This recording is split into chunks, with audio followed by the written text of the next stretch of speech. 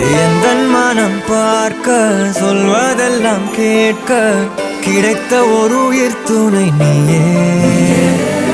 என் சிரிப்பில் பாதி என் துயரில் பாதி பகிர்ந்து நீ அருந்துகிறாயே.